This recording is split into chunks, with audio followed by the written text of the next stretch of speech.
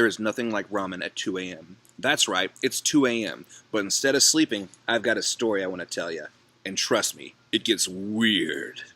In an enchanted kingdom, an evil knight has risen to power and unleashed a reign of terror. These prisoners shall be put to death! Now the only thing that can lift the darkness is a chivalrous prince, a brave young girl, and a magical creature named Galgameth. You're Galgameth? Disguised as poor peasant children. Who's this? My sister, Mary. She's a mute. The young prince and his outrageous new sidekick must lead the rebel army on the adventure of a lifetime.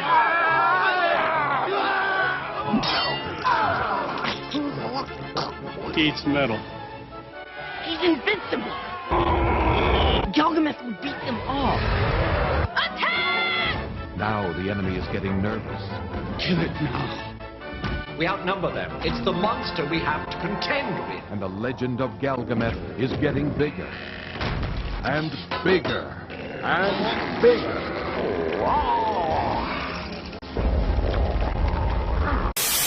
Alright, our story starts with this movie, The Adventures of Galgameth.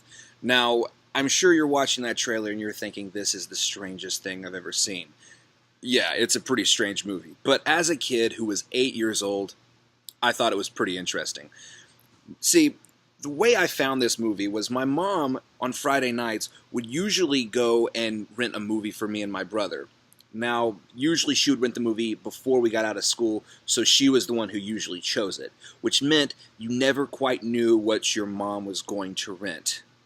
Fortunately, she knew that me and my brother loved Planet of the Apes and loved Godzilla. She saw this movie and she thought, that looks like a Godzilla, and she rents it for me and my brother. We watch it, and it's good, not Godzilla, but it did it all right. It did all right.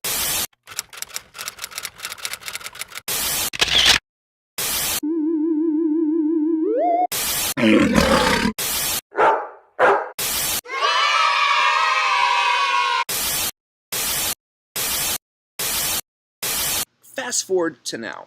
Actually, a few days ago, I start feeling nostalgic and I look this movie up. And I start digging and digging and digging. This movie has one of the strangest, absolute strangest backstories. I found out that this was actually a remake of a North Korean film. It's a remake of the North Korean film Pulgasari. Now, I know a lot of you are probably asking yourself, what the hell is a Pulgasari? Don't worry, I'll fill you in. Pulgasari, in Korean, can either mean mystery or starfish. The story starts with Shin Sung-uk in 1978. He's a famous director, and he actually made some very good movies, and he's a legend in South Korea. But South Korea in the 1970s was a very strange time. This is about 20-something years after the Korean War, and so there was a lot of paranoia around during this time, and a lot of people were actually in the government during this time. They censored a lot of movies, and so he wasn't a very happy guy. But he was about to get a lot less happy. His ex-wife, he had divorced her a few years back, about 2 years back in 1976, and she decided to take a trip to Hong Kong. She goes to Hong Kong, and she disappears completely. Meanwhile, in South Korea, people are starting to suspect that maybe he had something to do with it, that maybe he had actually hired someone to get rid of his ex-wife. So he goes to Hong Kong and gets kidnapped. Turns out his wife was also kidnapped. Kidnapped by who? I'm glad you asked. Kim Jong-il. That's right, the North Korean future dictator. At this time, he wasn't the dictator, his father was, but he still had a lot of power. And if you know anything about Kim Jong-il, one thing you'll know is that he is a huge film buff. He loves movies. Loves them. Also, he loves Godzilla. Like me, I never thought I would have something in common with Kim Jong-il. So many mixed feelings. So he starts making propaganda films for Kim Jong-il.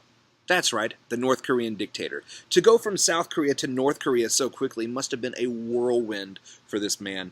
So anyway, he's making these movies. Now, like I said, Kim Jong-il is a fan of Godzilla. And so, of course, like any Godzilla fan, he wanted his own Godzilla.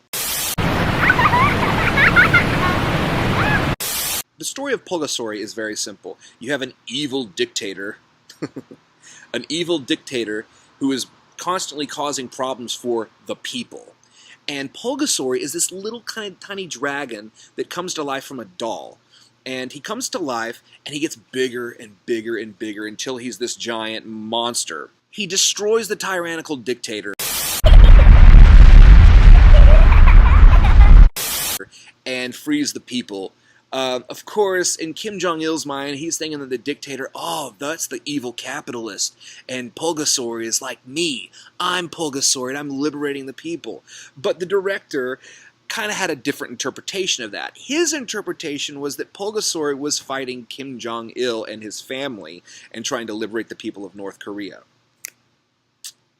He eventually escapes, actually. In 1986, him and his ex-wife go to a film festival in Venice, and at some point they manage to escape from their handlers and find sanctuary in the American embassy, where eventually they go to America and live for a while. They didn't want to go directly back to South Korea because, like I said, it was a very difficult time. There was a lot of paranoia around North Korean spies.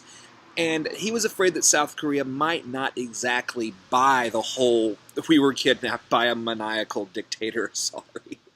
But in 1996, an American company says to a Romanian company, hey, you want to get together and make a remake of that movie Pulgasari that was made in North Korea by that director from South Korea that was kidnapped by North Korea? And they said yes. And thus, the Legend of Galgameth was created. Who's this? My sister. Huh? Well, that about does it for me. I hope you enjoyed this story as much as I enjoyed telling it, and I hope you enjoy ramen at 2 a.m. just like I do. And if you don't, that's okay. Just remember that life is just an intermission, at least until we meet again. Take care.